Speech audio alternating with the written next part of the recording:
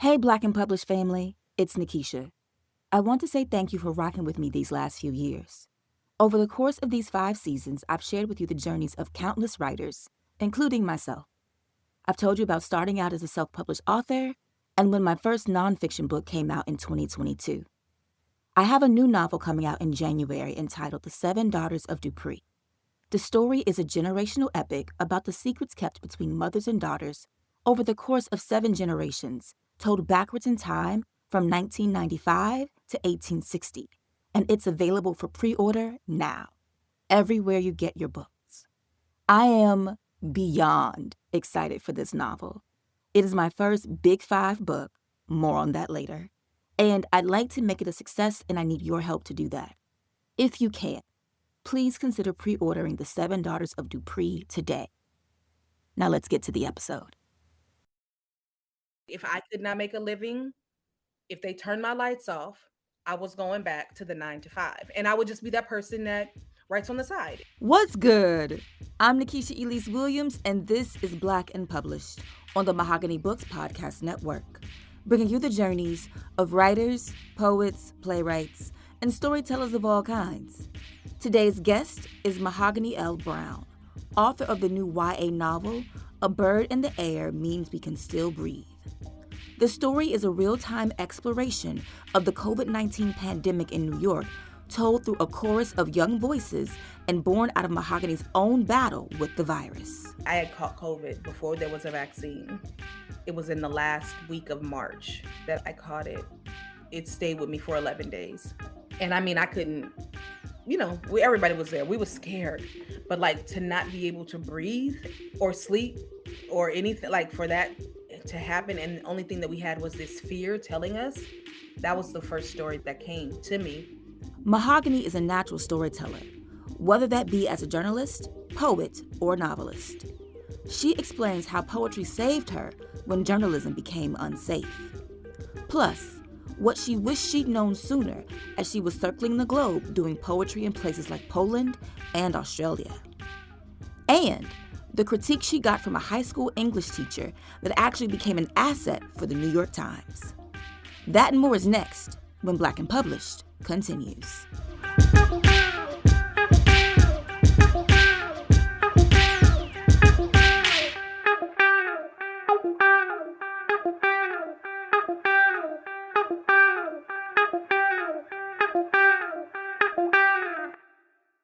My first question for you today is, when did you know that you were a writer? I knew I wanted to write at a very young age, like fourth grade, but I guess I knew I was a writer when I was like 14, 15. And my aunt, who has passed this past year, was my first reader. And she just would be like, write me another story tomorrow. And I just was writing these, Sweet Valley High had me really clink clinks. Okay. I was locked in. So I loved to just write those kind of like, youthful stories, but around what's happening in Oakland, what's happening on Poplar, what's happening in Berkeley, what does Richmond look like? So I was doing all the things that I read, but for like my people in my community. And that was high school. I knew then, like, all right, stories is it for sure. After I realized that it's much harder to get a book deal, I turned to journalism. And I found like a love for it there too. The sense that you can write stories about everyday people. It gave me a whole nother stage. What was it about journalism that gave you comfort in an aspect where the opaqueness of the book industry did not? I think the Taurus in me, the impatience that I carry, I think journalism allowed that impatience to stave. Like I was able to feed the curiosity and the wonder that comes with writing stories, but I was also able to quell the anxiety of that just existing for, you and your friends or whoever in this one little pocket until it's published. And journalism at that point, it was a weekly newspaper. So in a week I get to see how it's going to affect the community or whoever I wrote about. What do they think about it? I get to have those conversations on a larger scale. I think it offered me that immediacy, that urgency that community requires when we're talking about things that keep us at risk. When you were doing journalism primarily, were you still writing on the side? Like stories for yourself and things like that? I came back to writing stories as an adult. It went from writing stories to writing articles, from writing articles to writing poetry. It was a really unusual arc, even though my first like knowledge of poetry was fourth grade when I memorized and recited James Weldon Johnson's The Creation. So I knew poetry existed. I just didn't think I could write poetry because I'm not talking like that, right? And of course, being in AP literature in my junior year, I had plenty of people to get in the way of me believing in myself, including my English teacher who told me writing about Dante's Inferno. We were supposed to remix it, writing about Dante's Inferno with the language of NWA was improper and I would fail. So I gave up on poetry in my teens, like quick. All you have to do is tell a kid no once, right? Mhm. No, your stories don't matter. No, you can't talk like that. All you gotta do is say that once. And it took me 5 years to come back to poetry. So when I returned to poetry, I was a journalist, but the poetry was just this dare that I answered and then turned out to be like, oh, this is a way for me to journal my feelings. So everything that I can't put into this article, I'm still processing it through my writing. I'm going to ask this on the assumption because it happened for me starting off as a journalist. When did journalism become not enough to quell the storyteller in you? Come on now. That's a good one. So the misogyny we know exists, right? We know it is. It was the amount of times that I actually was in harm's way and my male colleagues did not show up for me. It was like, you all right? Okay, that's good. Great. Best of luck. Cut. And it was just like, there was no skin in the game as far as they were concerned because I'm just, a colleague. I'm not your partner. I'm not your sister by blood. I'm not your wife or whatever. Like you had those people who were just like, oh, they would never do that to my queen, but they would watch them do it to their colleagues, right?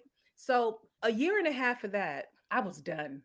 I was done. The final instance was me having an interviewee threaten to pistol whip me in the midst of this interview while we're driving down the FDR, speeding down the FDR. And I got out safely. I was not harmed because, sometimes you got to show them that I'm willing to crash out with you. So what we doing? Right? And in that case, I was just like, "Oh, I'm really about to die. Like this is it." And wow, we've seen what happened to Black women in journalism. Dee Barnes is an excellent example of you not doing anything but your job and somebody putting their hands on you because their gross misconduct. That was it. That Mm. happened in 2001. And I got out of the car safely. I returned to my editor's office, and the response was, oh, you can't write about that because of advertising dollars. So if you write that, the advertising dollar, they're going to pull their ads, and then we're in trouble. And I was like, oh, this is really just about, okay, cool. I really got to get out of here. You know what I mean? So let me just edit myself. Let me just write these poems. And that was it. I literally went from that car ride to only being a poet on stage. What was that transition like? Because poetry is not easy. Even No. in the slam circuit where it seems easier, I know it's not easy. Yeah, it was intense. There was no roadmap, there was no blueprint, and there was no union. There was no one to be like, this is how you do it, this is how you don't do it. You had people just spitballing a whole bunch of ideas. You got hustlers, you got folks with mental health care issues, you got folks who are, addicts. Because it really is a rock star mentality in that, the performance poetry world. It is the kissing cousin of a rock star, the CBGBs. And it is because you feel like, oh my God, when you're on stage, it's just divine light. So what I did was I kept the curiosity of the journalist in me and I made those poems about observations of everyday life, everyday living, of course, how it impacted me at that point as a young mother. My daughter was just 2001. I guess she was just four, going on four. And yeah, there was no one saying, I'm going to pay you on time. Actually, they went out of their way to not pay you. So the slam became the one way to assure that there was, a dollar amount at the end of that moment. Then I'm making chapbooks, going to slams representing, whenever I can. And as, women do often, there's very few of us out there that, can do it. So I think just my tenacity and my continuation of it kept me in the fray of like people who are doing it now, or people who will be, remembered for later. It went from slams, then it went to teaching in schools, teaching poetry, group homes for teenage pregnant moms, after school, online. It was kind of like hand to mouth events. And then touring, and then touring. And touring is not cute. As a poet, it again, no blueprint. So you are like, let's see how many events are happening in the span of a week in Atlanta or in Florida or in Cali. Southern Cal and NorCal, totally different, right? So once I could figure that out, then I knew, okay, like the Underground Railroad for poetry, where can I stay? Because I'm not being paid enough to pay for a hotel. So like you then learn like the bartering system is coming into play, and then the collective is getting stronger because everybody is trying to get to New York and vice versa. So that's how I pieced it together myself. Jive Poetic. I had the fortune of rolling with a man, so people at that point weren't trying to like run over me in the same way that I watched them run over other women. You know what I mean? It was very interesting. So yeah, the patriarchy was alive in so many other spaces. And thankfully, I got to work with someone at that point who didn't just sit there and be like, oh, it'd be happening like that. It just happens, like, deal with it. He more was a protector in that sense, that he allowed me to stand up for myself because I didn't need him to speak for me. I just need backup. I just need backup. And when I say this, I need someone else to be like, yeah, that's wrong, right? And that's what he did. And in turn, we became it feels unstoppable. There were things that we were able to do and places we were able to go representing the United States as the first performing poets in Warsaw, Poland. Once they lifted that ban, that was, huge, representing the United States for the embassy in New Zealand and working alongside Aboriginal people in Australia. That was huge. And all of that happened because we just started piecemealing together what a community could look like. I'll help you over here. Can you help me over there? Let's make these different shows, things like that. Yeah. But there was no one stream of revenue ever. That's a whole lot of hustle. Like listening to you talk about it, I hear the hustle in your voice, right? like the way that you're telling me the story, I'm like, that's a whole lot of hustle, and like it's still there. Yeah. What kept you going? Mhm.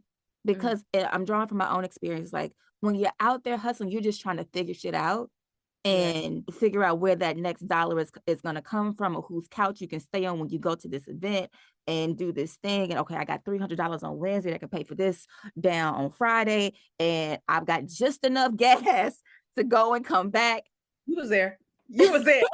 Like I know what that looks like. Yes. What kept you going? Because I know you got tired and you may have begun to wonder, is anybody listening? Does it matter? What Hmm. what was the tenacity of that fire that compelled you to keep on? I gotta say, it was my daughter, right? I had a very small window. She was young enough for me to fail at something and then, like, make a pivot plan.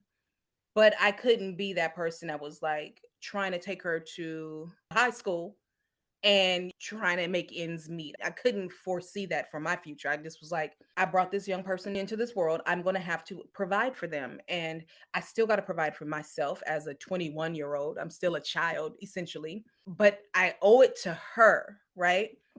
To have some stability. So the promise that I made to myself and her was, if this poetry thing don't work out, and I had one thing on my list. My list was, if they turn your lights off. Everybody got their thing. You got your deal breakers for everything. Mine was, if they turn your lights off, you got to go back to working at DMV, girl. I used to work for the state of California. That was easy work, office assistant. I moved up in the ranks very quickly, and I knew how to do it at 18. So I had a place to go back to work if the art did not serve my entire family, right? If I could not make a living, if they turned my lights off, I was going back to the 9 to 5. And I would just be that person that writes on the side. And I still feel nothing bad about that. I just think it depends on, what your comfort levels are. So that was what kept me in the game, was knowing if they turn your lights off, you going back to the 9 to 5. Is that what you want? Right. So when you put that own pressure on yourself, like, my expectation is to not have the regular 9 to 5, then I have to do everything in my power, in my human power, to make it so. And that means sometimes I didn't even get to eat. You didn't pay me enough for me to feed my daughter, feed myself, and get a train ride home. So I'm going to get a train ride home and feed her. Or one time, a woman, the audacity, she not, because poetry, they pay you what they feel like. Sometimes, oh, enough people didn't come. I'm so sorry. I can't get blood from a turnip. Just can't do it. She gave me $2 single bills, $2 single bills, with my daughter sitting right next to me.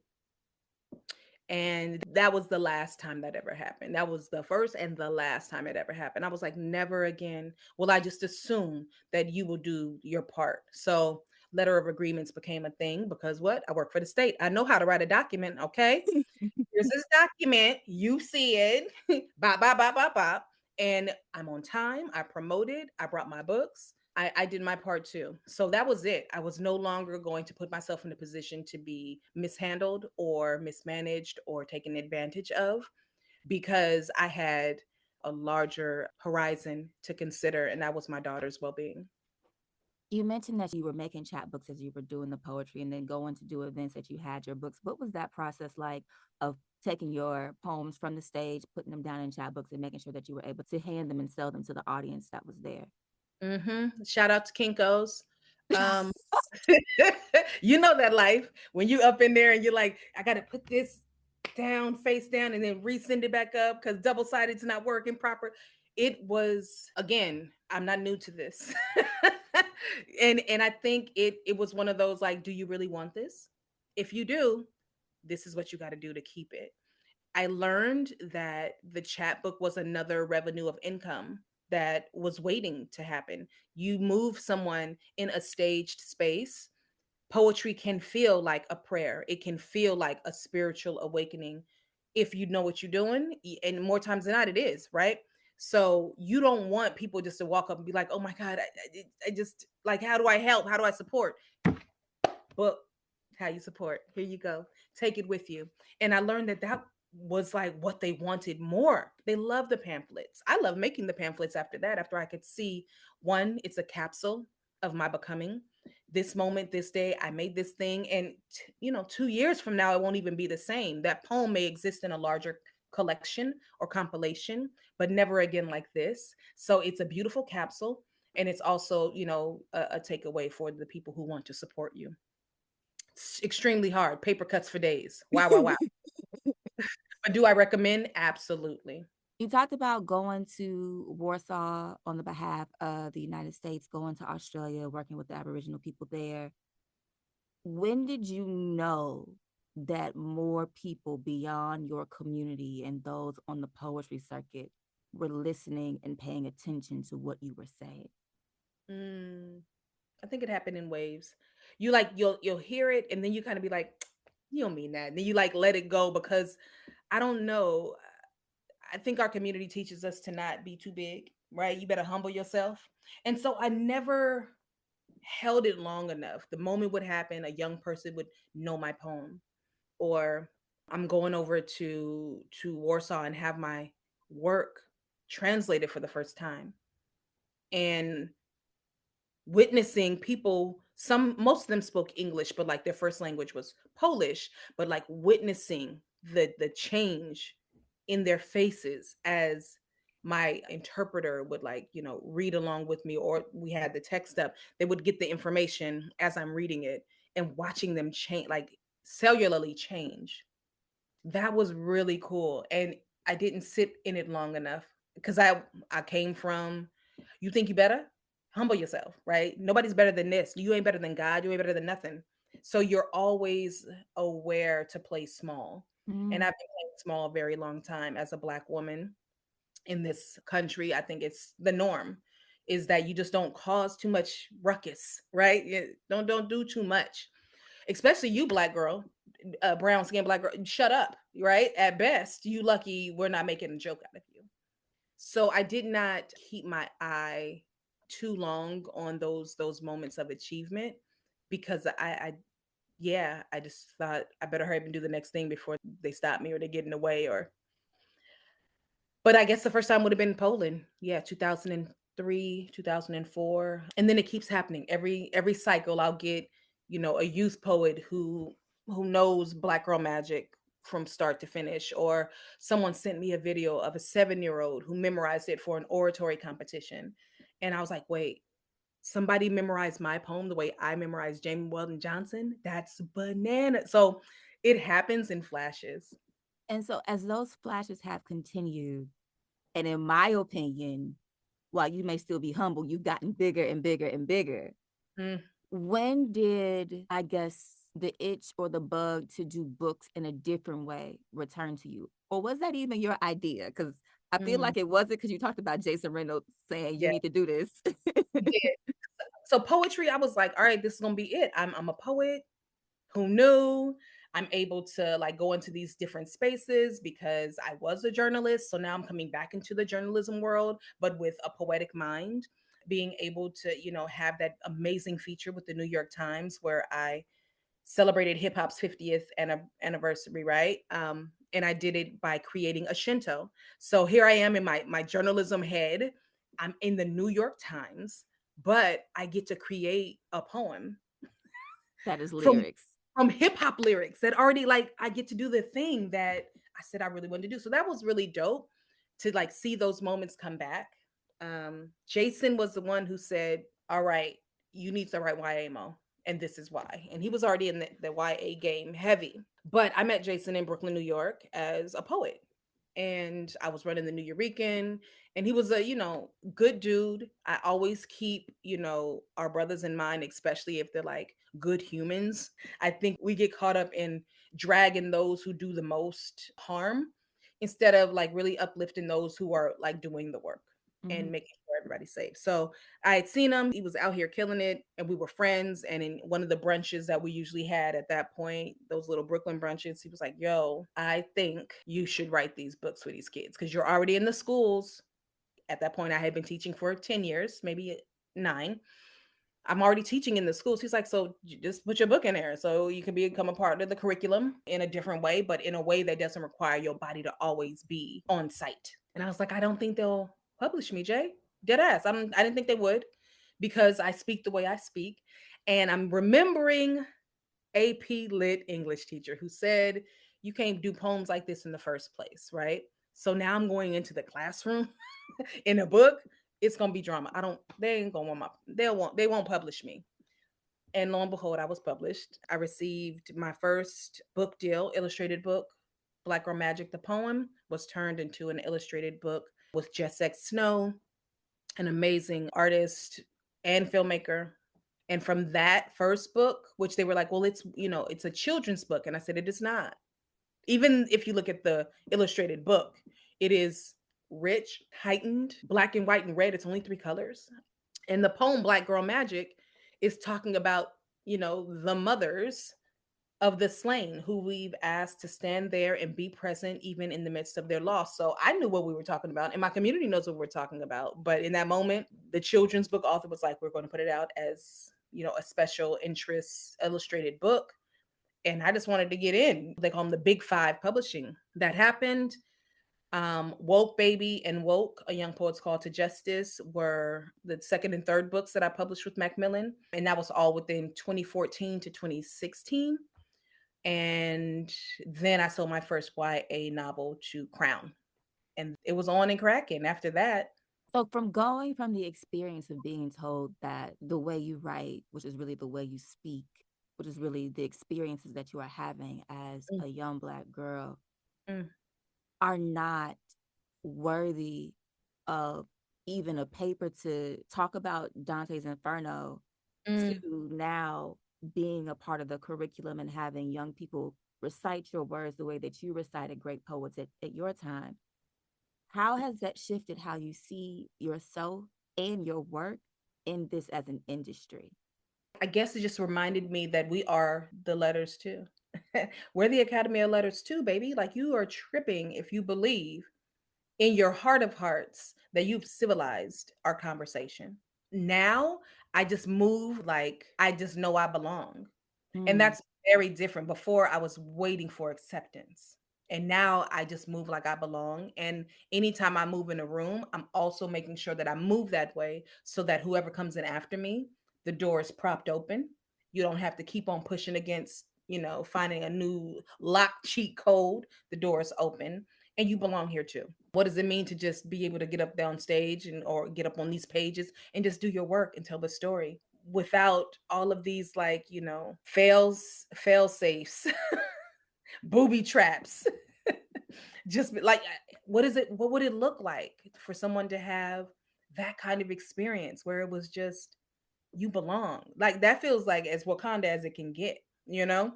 You just show up and yeah, you belong. So what if I'm never dealing with that again? That Mm. literally felt like 45% of my energy is me re-talking myself into wanting to be in a space, into wanting to create the work, into, yeah, I just thought I'm fighting the whole time and I never get to be present. My nervous system is never not fried. I want that for someone else. So I think that's where I am now. And I think it took a long time to get there. A lot of studying, which we've always done, but like intentional.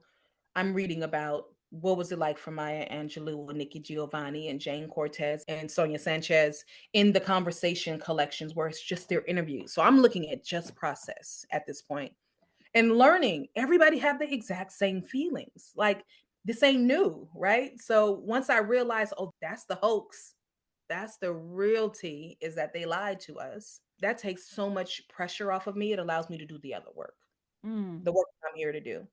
And so then in doing your work and having God on, so to speak, with the heaviest of quotation marks, since people can't see me, you now have a bird in the air means we still can breathe, which is very much, I think, rooted in your journalism background. When did you start writing this book to chronicle these stories of community during the pandemic?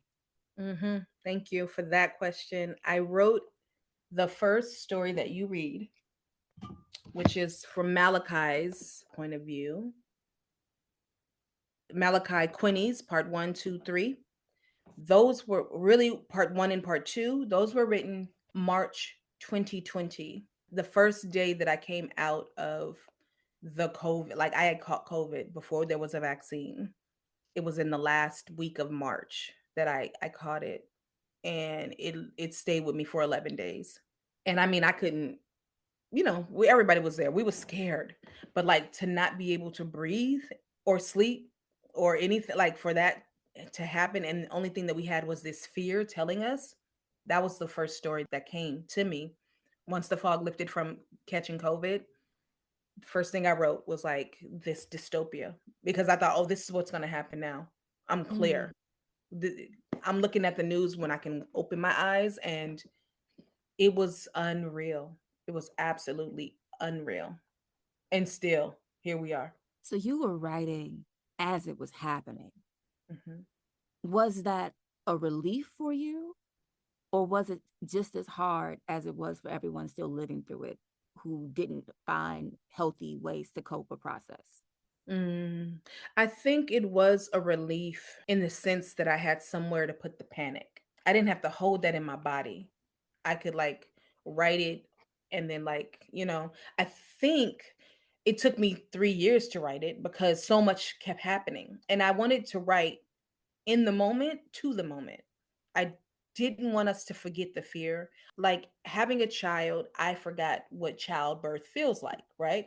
My daughter is 28. I forgot. I know that we can forget frenzy and fear and pain if we're far enough away from it. And I know the mindscape of our communities make it even easier because everything is like, let me move on to the next thing that you can buy. We don't want to deal with healing. We don't want to deal with care, but we want you to buy this so you think you healing, and then when that wears off, you'll come back and buy some other things. It was helpful because I got to be honest about what I felt and what I saw. Writing about that young person in the shoe happened to my cousin. That's why I'm writing about it, because I'm literally talking to him while he's locked up, talking to his mom while he's locked up. COVID is being brought in by the guards, and then they're just left to their own devices. No soap, no water. Just, it felt like, a setup. It felt like a setup. So I wanted to honor them, even if that meant that it would take a little bit longer to write. And it felt like sometimes I was like, I don't want to write anymore about it. Like, I'm living it. you know? So sometimes it was a great place to put the fear and the pain and the panic. And then sometimes it got real. It got really real. Writing about one of the elder voice in here also being locked up in Rikers, right?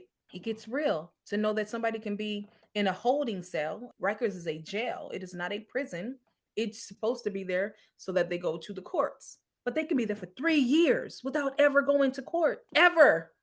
And I was just like, this is so I'm literally dealing with the, the obvious inequities and inequalities. And then like living under the assumption of COVID actually taking us out. And some of us did not survive, right? Like you wrote about it too. You're writing about it. So to know that, wow, we lost that many people. It was wild, but like you, there were days where I could be in it, and there were days where I was like, I gotta walk away.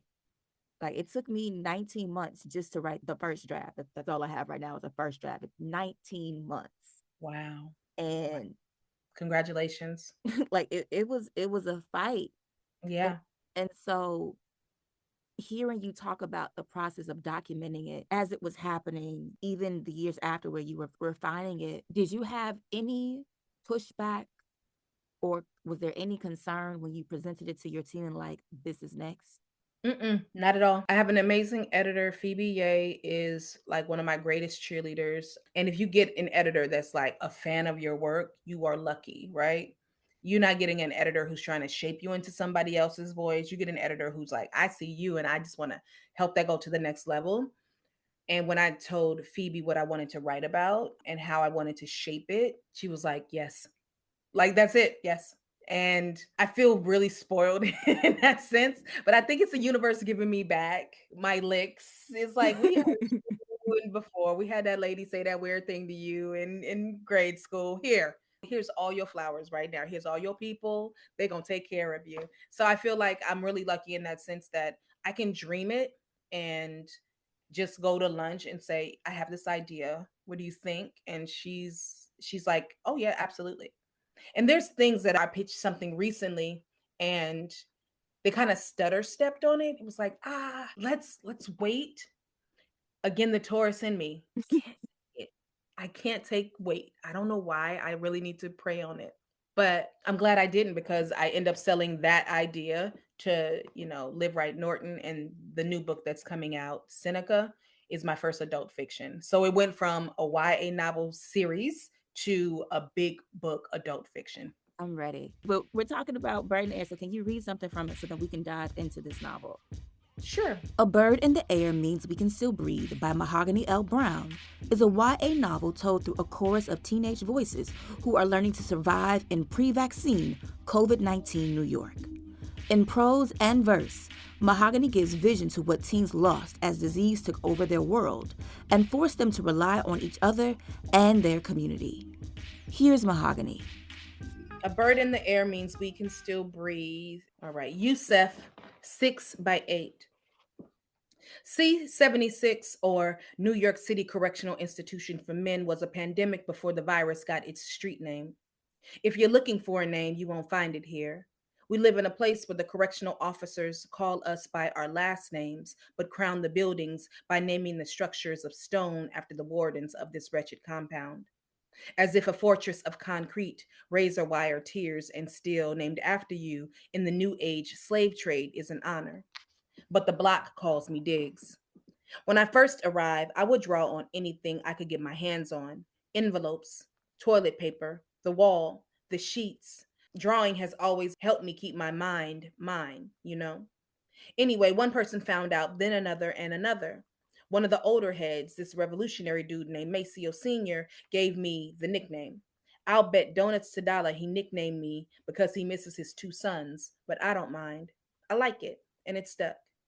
Next thing I knew, everybody was requesting me, Diggs, to create one of a kind handmade cards with sketches of flowers, people's children's city skylines, and cartoon characters to send a kite across the water to their loved ones and get paid.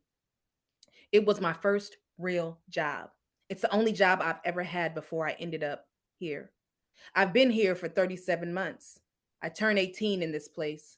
The same month the virus shut the whole city down. No candles, no cake, just fear of a cough that had the power to shake your entire body and steal your breath away. At first, there was nothing different.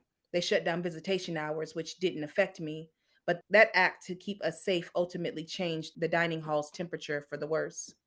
No one was allowed to leave the grounds to make sure the inmates would remain safe from the virus. But once the correctional officers started filtering in from the city to begin the 12 to 15-hour shifts, wet and deadly coughs covered every inch of the building. Outside, most of the city had access to soap and hand sanitizer. No such luck behind these steel bars. When we heard the news of shelter in place, it struck some of us with a weird sense of humor. Is this shelter? Three hots and a cot, an older inmate sang. One cough turned to five. Soap, what a dream. Five coughs turned to hundreds. Hand sanitizer, who? And in less than 2 weeks, we went from COVID-19 to almost 200 cases of COVID-19. It took lawyers fighting for us to get the vaccine over a year later, and it's the closest thing to normal, even though Maceo Sr. said this kind of life should not be normalized. Have you ever been looked down on or have people doubt you? That's how the world has looked at me since I left G Mama's house. And my quiet nature doesn't mean you can step over, step on, or step to me. So on the day of my birth, in a mental space that should have been happy and hopeful, I was in the mess hall with hundreds of inmates. While waiting in line for breakfast, I lost my cool. Thank you. So from that section, I'll just get my first question. You said drawing has always helped me keep my mind mine. What's the importance of making sure your mind is always your own? Mm, I guess making sure your mind is your own, the same way we make sure that we are not being played, right? We are not being puppeted. Having your own minds in mind means that you're caring for your body, you're caring for your mental space. You're not just someone who's a pawn. And I think when I'm thinking about specifically, like I was writing towards my young cousin's experience, there was a lot of mental breaks that obviously happened. One, COVID-19 had me in a mental break, right? The pandemic had many of us find out, oh, we were running. We just kept running from life by just busying ourselves. And when you had to sit down in a room for hours and hours and deal, yeah, I mean, it's different. People are like, oh, it's like prison. No, no, you can walk outside whenever you want. But there is a similarity, right? In the sense that this was the first time that none of us got to do what we wanted to do. It was a mandate to stay in that place of shelter, shelter in place. And so the mind can become a cruel, dangerous maze of insecurities running you, doubts running you, lack of confidence, like all the things that we do in the world to make us feel better about ourselves. The play toys, we had to already be okay up here. And I think we weren't. So when you think about your mind being your own, that means what does it mean to be free of, addiction, of mistrust, of the sickness of comparing yourself to others? Let's not pretend that the internet didn't help, right? Infuriate the insecurity. It like grew in so many, like the most beautiful people are now like, yeah, I look weird. I'm like, what are you talking about? But that's that comparison on that damn intranets can make you forget who you are. Mm. So what does it mean for your voice to be your own, for your dreams to be your own, for your choices to be your own and not a manipulation of a system that make you think that those are your choices? That's what I mean when I'm talking about my mind is my own. And in that respect, you're writing to young adults, but you're also writing about them. And so they're 15, 16, 17, 18. Some of them have younger siblings, and they are the stars of this novel, but also in their own lives, and their minds are not fully formed. Mhm. Were you seeing that in the experience of COVID and the pandemic as it happened that made you want to write to what it is to try to step up and survive at a time where you're still growing and developing and Mhm. becoming who you are going to be? The reason I think I wanted to focus on young people for this specific story is that they're the ones that had to give up so much of their childhood, right? They're growing into themselves. I learned who Mahogany was at my high school homecoming. Like I learned what Mahogany liked at my graduation. Like there are these pivotal community celebratory moments, moments of awakening that only happen in the recess, on the yard, on the block, at the club. In being that I'm from Cali, I would say the side shows. Like those were important gathering spaces for you to know, what does friendship really look like? Who am I really? What do I like? You don't have that anymore to find yourself. That can no longer be a compass. Our young people lost that, right?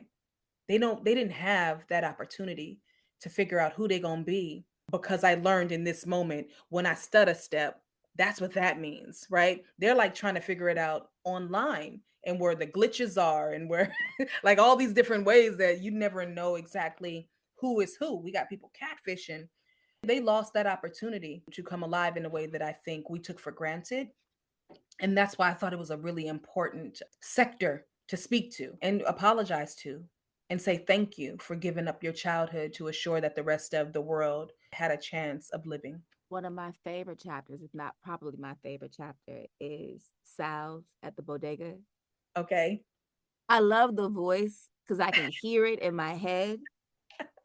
But in that chapter, you talk about the fraud of the PPP loans and how these people didn't waste a good crisis and took it as a time to enrich themselves as other Mm, people were mm, suffering and hurting and dying.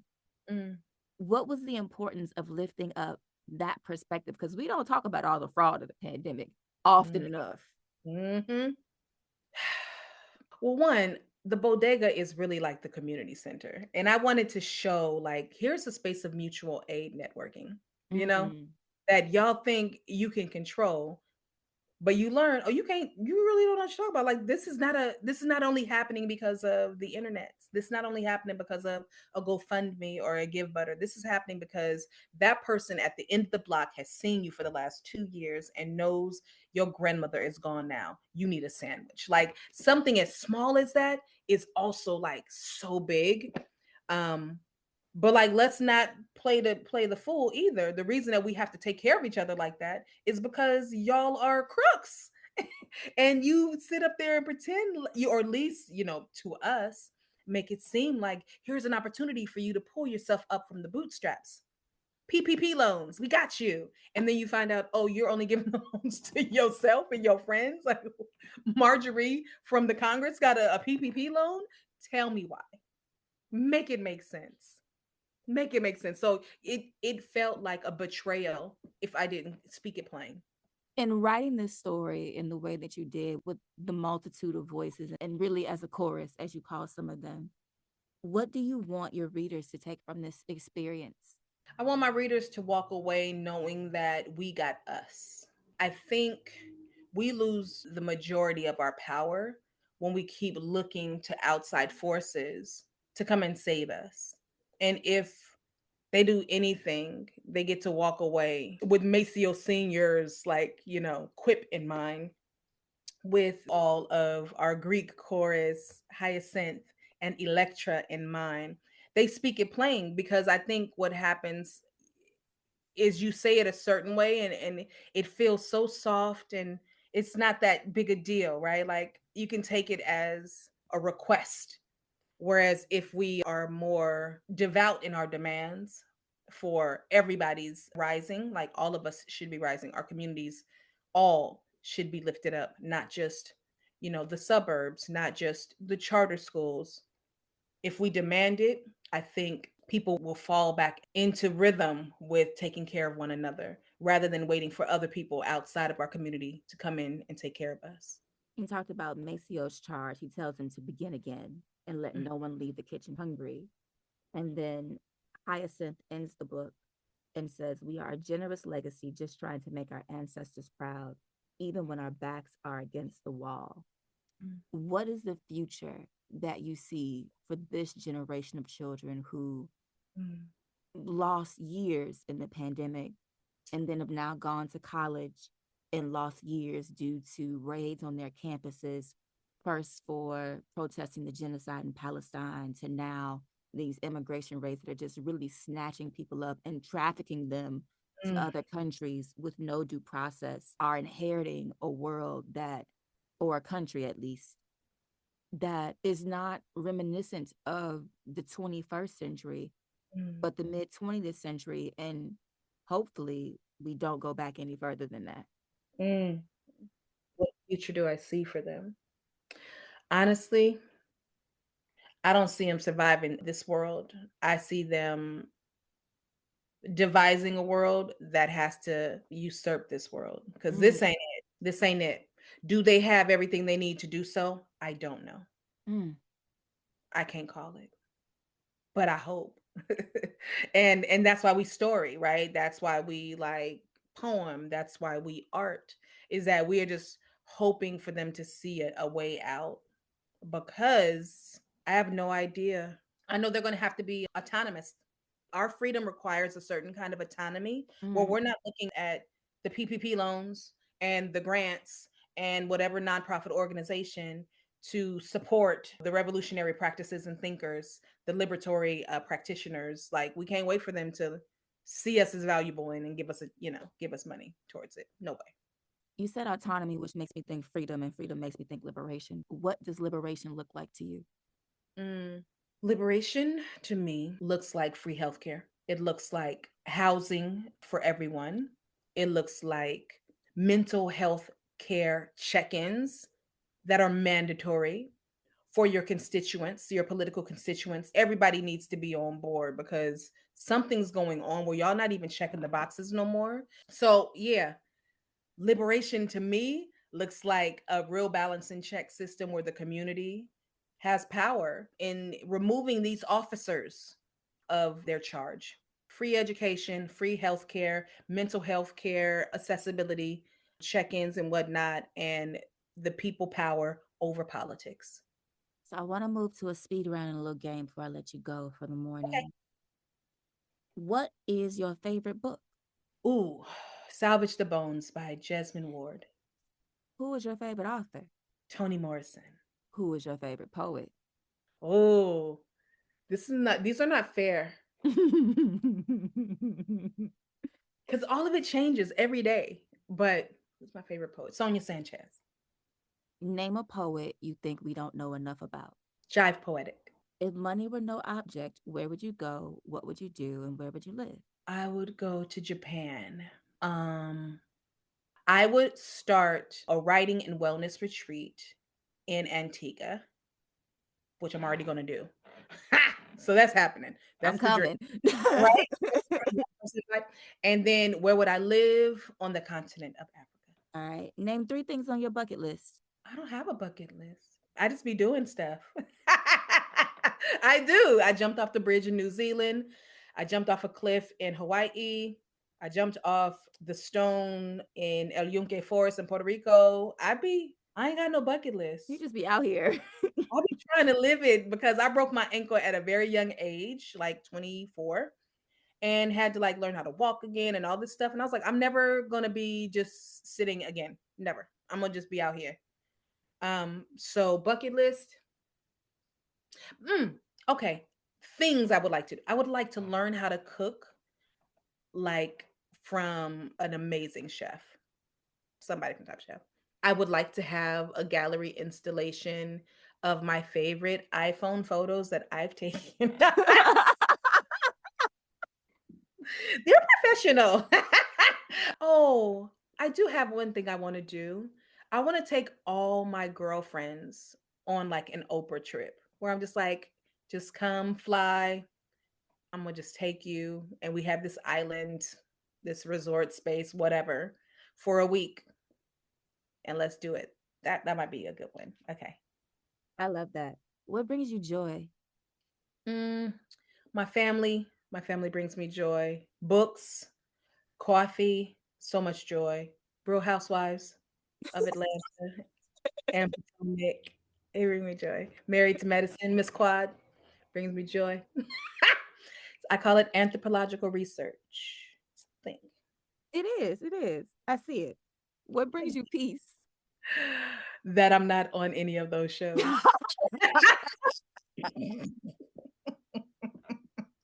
Not a one. What is your favorite sound? Mm. That's my favorite sound. Mm. I feel like that's the universal affirmation. Think about it. We be like Ashe, we do this. Everybody. Mm. Mm. I love that sound. That's a good one. Our game is called Rewriting the Classics. Classic is however you define it. Name one book you wish you would have written. Mm. Jasmine Ward Salvage the Poems. Yeah, I do wish I wrote that. That book was so good. I threw it. I cried. I didn't even realize I was crying until my partner was like, "Are you okay?" And I was just reading the book, but the dog part happened and I was weeping. Weeping. Bruh. The scene about China lives in my head rent free to this day. I knew you was my people. That one and Black Girl in Paris. One of my favorite stories of all time by Shea Youngblood, who's also one of my favorite authors. But like her book changed me in a way that I was like, oh, I can write and be wherever I want to be. Yeah. Name one book where you want to change the ending, and how would you do it? I think Britt Bennett's The Mothers, I would have been okay with it ending a little messier. Yeah. Because it came to a nice end, but I could have had it messier. I had those moments. I'm like, I love a mess. Like, don't solve nothing for me. Leave it like America. So now my messy question, and feel free to throw shade on your English AP curriculum. Okay, Name a book that you think is overrated or overtaught, and why. Huckleberry Finn. I say that's a tie with Uncle Tom's Cabin. Yeah, I'd be like, fuck Uncle Tom's Cabin. I don't care about that book. I don't care about that story. I don't care about no white person looking at some egregiousness and being like, oh, so sad. I'm gonna write about that sadness. Girl, get into it. So yeah, I don't want them stories no more. No thanks. Same, same. Final question for you today. Mhm. You are dead and gone and among the ancestors. What would you like someone to write about the legacy of words and work that you left behind? That I was here and stop playing in my face. They be trying to erase us, man. Like it's wild. It's wild. I've had someone come up to me and tell me a story about something that I've done and attribute it to someone else, right? And I'm just like, it's the gall for it's the gall for me. You came up to the person who did the thing and said, "Yeah, my friend was really the one who did." I don't like that. I don't like that at all. So I want the record to reflect the work that I've actually done and the people who got to eat off of the bones of my labor. Even if they refuse to acknowledge it, that's fine. Like my job has always been bigger than any one person. My job has been for our people. And when I say our, I'm talking about Black people, I'm talking about Black women, I'm talking about Black femmes, because when I'm thinking about who made my house possible, it was the matriarchs. And they were always stepped over and they were always talked over, even though they did the work that made it possible for us to be there. Big thank you to Mahogany L. Browne for being here today on Black and Published. You can follow Mahogany on the socials at Mo Brown on Instagram and Threads. And make sure you check out A Bird in the Air Means We Can Still Breathe, out now from Crown. You can get a copy of the novel from Mahogany Books and get 10% off your first purchase using code BLACKPUB at checkout. That's BLKPUB. That's our show for the week. If you like this episode and want more Black and Published, head to our Instagram page. It's at Black and Published, and that's BLK and Published. There, I've posted a bonus clip from my interview with Mahogany about what motivated her to keep saying yes to herself. Make sure you check it out and let me know what you think in the comments. I'll holler at y'all next week when our guest will be Nicholas Smith, the author and illustrator of the new picture book, The History of We. I was working on some promo art for Ava DuVernay's film Origin. I made an art piece of this Black child named Albright from the 1960s, and he was banned from swimming with his baseball teammates because of racism. And I was just thinking to myself, like, I wish I could have told those kids, like, did you know that the first swimmers in human history looked just like you? And so since I can't tell all those kids face to face this thing, I thought I would make a book about those kids' first ancestors. That's next week on Black and Published. I'll talk to you then. Peace.